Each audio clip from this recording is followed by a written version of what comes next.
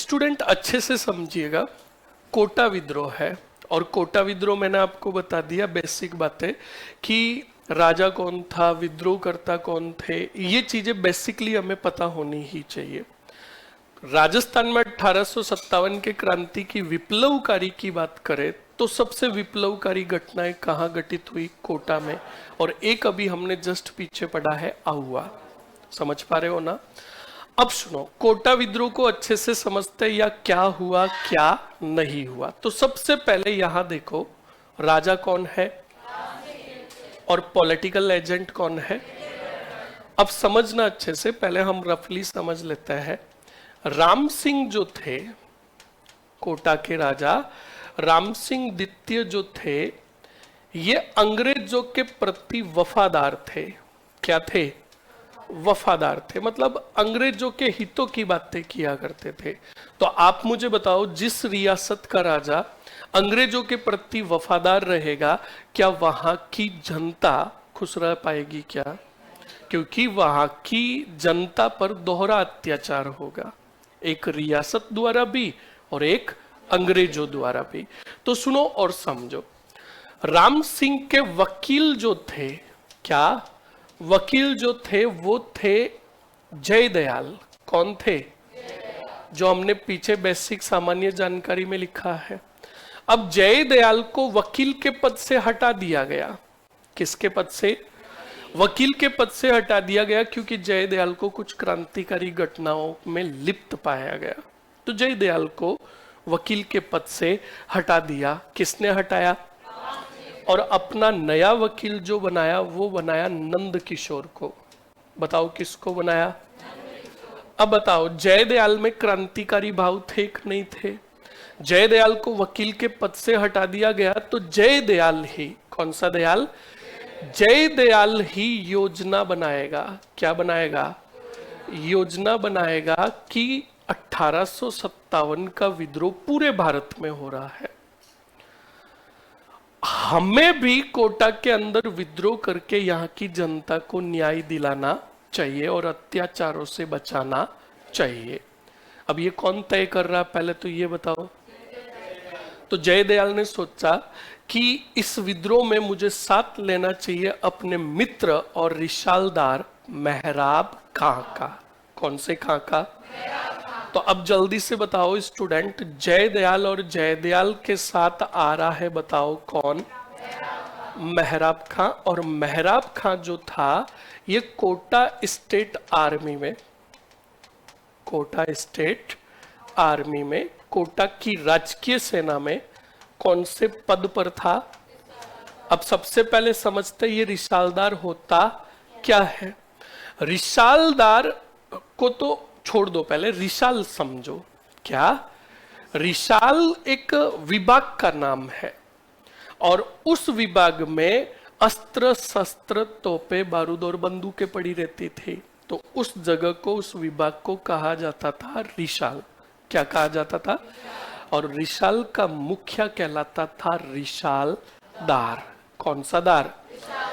तो देखो, रिशालदार यानी कोटा स्टेट आर्मी में जो शस्त्रीय विभाग का मुखिया जो था, अस्त्र शस्त्र विभाग का जो मुखिया था, वो कौन था? अब मेहराब खां का ही सहयोग ले रहा है कौन? और ये दोनों मिलकर बताओ क्या बनाएंगे? क्या बनाएंगे? अब सुनो, जो योजना बनाई गई मैं उसको कुछ स्टेप में लिख रहा हूं ताकि हम अच्छे से समझ सके। जयदयाल ने मेहराब का साथ लिया, और मेहराब का साथ लेकर देखो क्या बातचीत हो रही है और क्या तय हो रहा है, सुनना। जयदयाल ने सबसे पहले मेहराब को साथ में लेकर कोटा विद्रोह की बताओ क्या बनाई? योजना।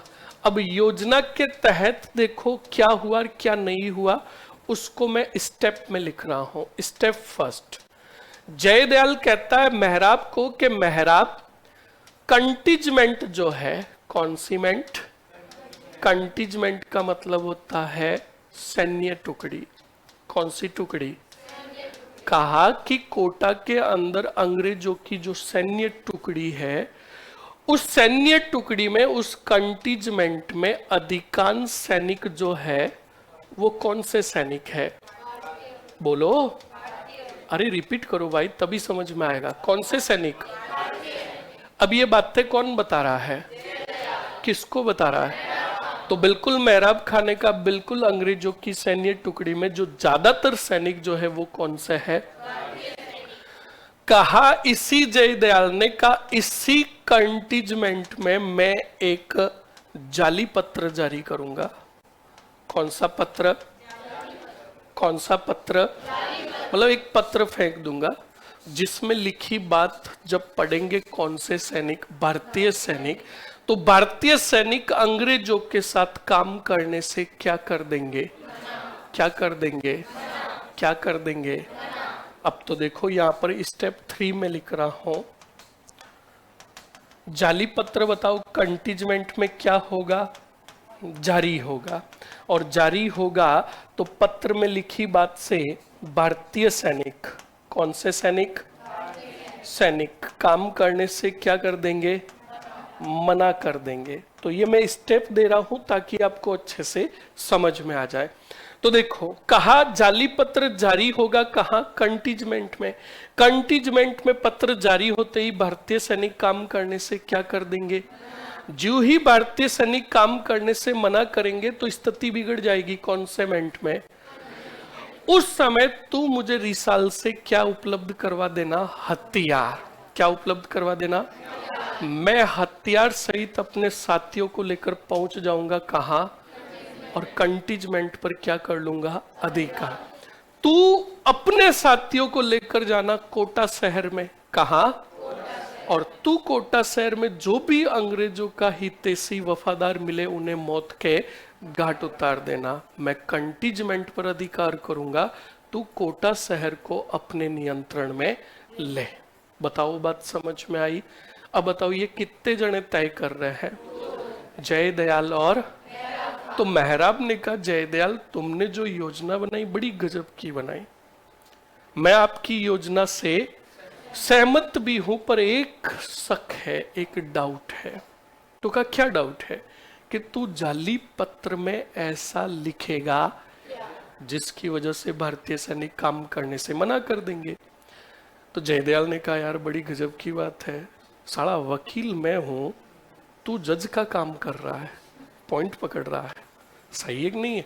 तो मेहराब ने कहा बिल्कुल मित्र, क्योंकि योजना में थोड़ी भी ऊंच नीच हुई तो ना तू बचेगा ना मैं बचूंगा। तो जयदयाल ने कहा बिल्कुल मित्र तुम्हारी बात सही है, मैं उस पत्र में लिखूंगा कि कंटीजमेंट में कार्यरत भारतीय सैनिकों, भारतीय हिंदू और मुस्लिम सैनिकों, इस कंटीजमेंट में जिस आटे से रोटी बनकर आती है उस रोटी में, उस आटे में गाय और सुअर की हड्डियों का अंग्रेजों ने क्या मिलाया है? चूरा मिलाया है। इनका उद्देश्य है हिंदुओं का हिंदू धर्म और मुस्लिमों का इस्लाम धर्म भ्रष्ट करना। जब ये बात जयदयाल ने कहा कि मैं ये जाली पत्र में लिखूंगा, तो मेहराब ने कहा भाई जाली पत्र में ये लिखी बात तो आग लगा देगी। क्या लगा देगी? मैं तेरे साथ हूं, तू इस योजना को अंजाम दे। बताओ बात समझ में आई? बोलो। अब देखना, अब ऑटोमेटिकली आपको चीजें समझ में आ जाएगी। अब बताओ स्टेप फर्स्ट, कॉन्सामेंट मींस कौन सी टुकड़ी? अब इसी कंटीजमेंट में कौन सा पत्र जारी होगा?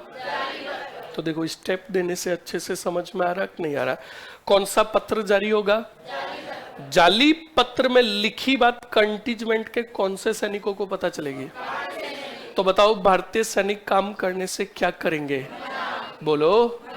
तो बताओ कोटा के अंदर स्थिति नाजुक हुई कि नहीं हुई? तो कोटा में जो अंग्रेज थे कौन थे? जो ही भारतीय सैनिकों ने काम करने से क्या किया? इन अंग्रेजों ने पत्र भेजा नीमच। कहां भेजा? किसको भेजा? पॉलिटिकल एजेंट मेजर बर्टन को। मतलब जानो, कंटीजमेंट में जब भारतीय सैनिकों ने काम करने से मना किया उस समय बर्टन कहां था? और याद करो नीमच विद्रोह का लास्ट पॉइंट मैंने आपको बताया था कि A.G.G. लॉरेंस ने अजमेर से यूरोपियन टुकड़ी और कोटा से मेजर बर्टन को सेना देकर नीमच भेजा पुनः अधिकार हेतु। बताया था ना। तो नीमच पर जब पुनः अधिकार हो गया तो बर्टन को यह कहा गया कि बर्टन तू परमानेंटली कौन से कहां रहेगा, नीमच में रहेगा और आता जाता रहेगा कहां, कोटा। बोलो बात समझ में आई। तो अच्छे से समझना, कंटीजमेंट में जब भारतीय सैनिकों ने काम करने से मना किया उस समय बर्टन कहां था। अब बताओ, पत्र के माध्यम से नीमच में सूचना मिली बर्टन को, तो बर्टन नीमच से हाथों हाथ रवाना हुआ और साथ में अपने एक पुत्र फ्रैंक और एक ऑर्थर को लेकर सीधा पहुंचा। जल्दी से बताओ कहां, कोटा। कहां पहुंचा, अब सुनो। दो पुत्रों सहित मेजर बर्टन को जानकारी मिलते ही कोटा पहुंचा और सबसे पहले गया कंटीजमेंट में। अंग्रेजों से जानकारी ली कि बताओ क्या हुआ जिसकी वजह से भारतीय सैनिकों ने काम करने से मना किया।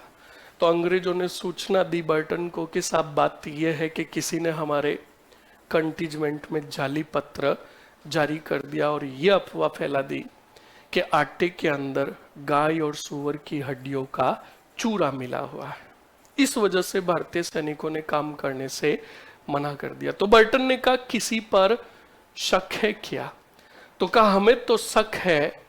कौन से दयाल पर, क्योंकि जयदयाल पहले से ही ऑलरेडी क्रांतिकारी घटनाओं में थोड़े लिप्त थे। अब बताओ किसका नाम आया, किसका आया, तो जयदयाल की शिकायत लेकर बर्टन आया कोटा के दरबार में। कौन से सिंह के पास, समझते रहो, एक गजब की कहानी बन रही है। बर्टन बताओ शिकायत लेकर किसके पास आ रहा है, राम सिंह के पास। और राम सिंह जी को कहा कि महाराव हम आपसे अकेले में बातचीत करना चाहते हैं, कोई महत्वपूर्ण सीरियस मुद्दा है। तो राम सिंह जी ने कहा ठीक है, भीतर कक्ष में चलिए। अब राम सिंह जब बर्टन से मिलने गए थे तो राम सिंह के साथ इनका नया वकील था, कौन सा, किशोर। तो अब बताओ कक्ष में कितने जने खड़े हैं।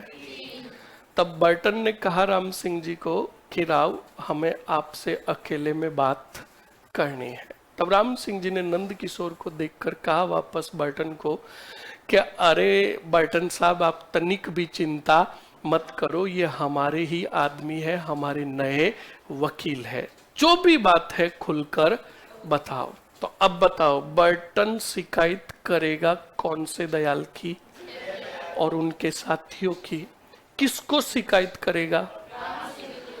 कहा बर्टन ने, कहा राव जयदयाल और उसके साथियों ने मुझे शक है कि मेरे कंटीजमेंट में जाली पत्र जारी किया और जाली पत्र जारी होने की वजह से भारतीय सैनिकों के मन में यह बात घर कर गई कि आटे के अंदर गाय और सूअर की हड्डियों का चूरा मिला हुआ है। इसलिए बर्टन और उनके साथियों को पकड़कर उनके विरुद्ध आप कार्रवाई करो। अब बताओ ये शिकायत किसने की, किसको की।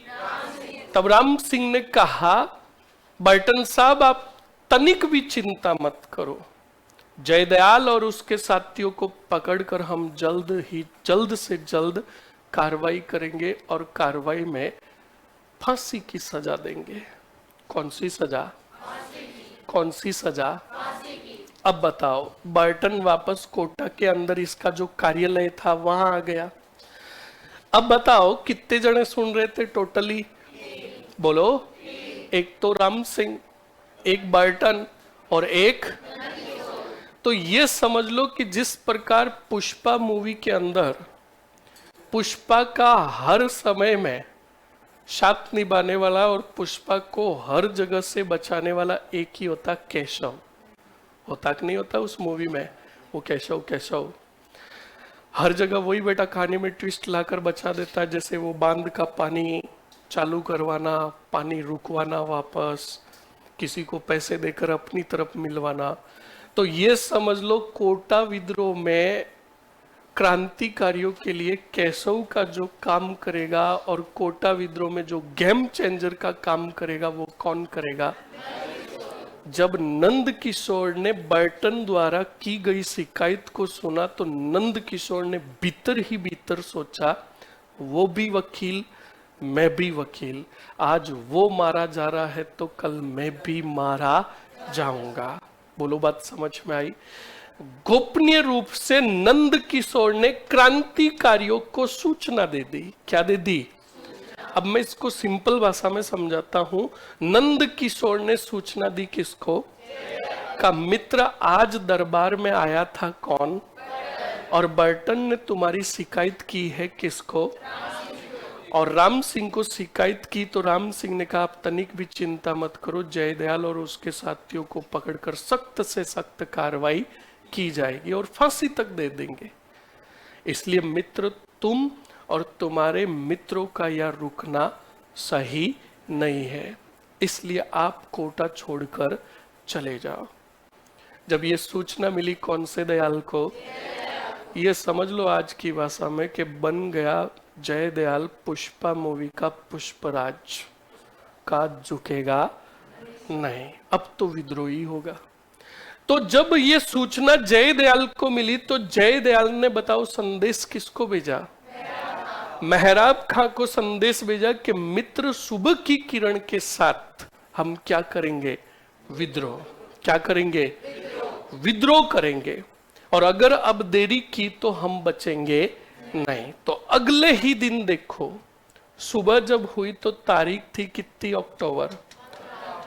15 अक्टूबर 1857। बताओ सबसे पहले कौन सा दयाल? जयदयाल अपने साथियों सहित पहुंचा कहां? कंटीजमेंट। अब बताओ कंटीजमेंट में पहले से ही कौन से सैनिक नाराज हो रखे थे और काम करने से क्या कर रखा था? ज्यों ही जयदयाल आया तो ये भारतीय सैनिक भी किसके साथ हो गए? बताओ कंटीजमेंट में और सैनिकों की संख्या कम हुई कि नहीं हुई? कंटीजमेंट पर जयदयाल ने आसानी से क्या कर लिया? अधिकार। क्या कर लिया? इसके बाद इधर बताओ कौन? मेहराब खां। कौन? मेहराब खां अपने साथियों सहित गया कौन से शहर में? और जो भी अंग्रेजों का वफादार मिला उसे भी मौत के घाट उतार दिया। और इस दौरान मारा गया था एक तो डॉक्टर सेल्डर, बोलो कौन? और एक मारा गया डॉक्टर कोटम। डॉक्टर, तो बताओ डॉक्टर सेल्डर और कोटम कहां मारे गए थे? कोटा विद्रोह में। कौन से विद्रोह में? अब कोटा विद्रोह में तो इधर देखो कोटा शहर पर अधिकार कौन कर रहा है और इधर कंटीजमेंट पर अधिकार कौन कर रहा है? जयदयाल और मेहराब खान ने दोनों पर अधिकार कर लिया। तब दोनों मिले, तब जयदयाल और मेहराब खान ने कहा अब चलते हैं बर्टन के कार्यालय के बाहर। तो अब बताओ ये सभी इकट्ठा होकर कहां आ रहे हैं? बर्टन के कार्यालय की तरफ। तब सुनना और समझना अच्छे से, जयदयाल मेहराब खां का साथ जो दे रहे हैं, एक तो कौन सी पलटन दे रही है और एक कौन सी पलटन है? अब इसका मतलब जानो। भवानी सिंह के नेतृत्व में सैनिक टुकड़ी थी तो उसे नाम दिया गया हमारी स्थानीय भाषा में भवानी पलटन, और एक नारायण सिंह के नेतृत्व में जो स्थानीय सैनिकों की टुकड़ी थी तो उसे स्थानीय नाम दिया गया नारायण पलटन। बताओ बात समझ में आई? अब सुनो, कार्यालय में चारों तरफ से किसको घेर लिया? ये बात पता चली कोटा के राजा कौन से सिंह को?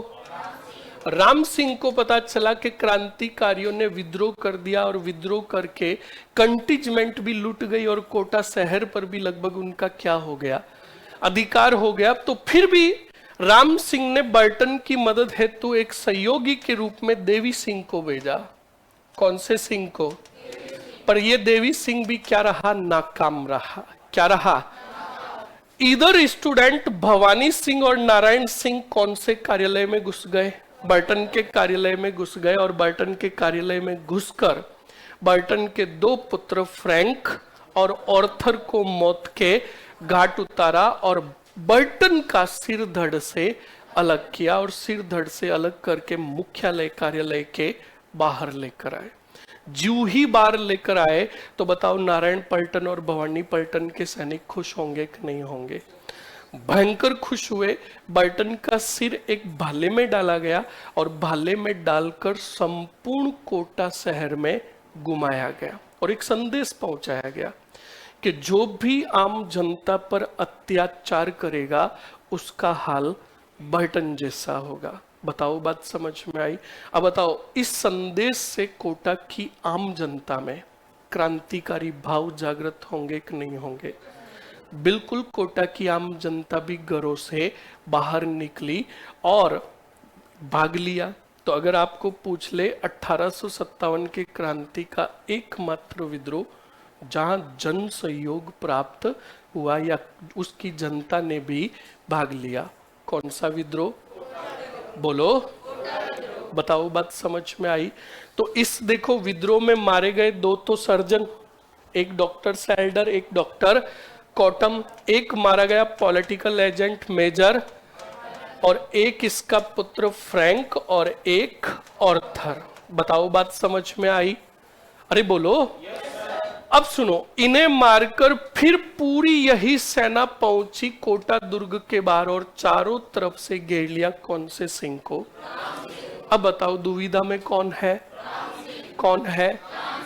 महीने बीत गए, 1-2 महीने बीत गए। राम सिंह जी की स्थिति ऐसी हो गई थी कि वो न तो दुर्ग से बाहर जाकर लड़ सकते और ना ही किसी से मदद मांग सकते। अपने ही दुर्ग में कैदी की तरह रह गए कौन से सिंह?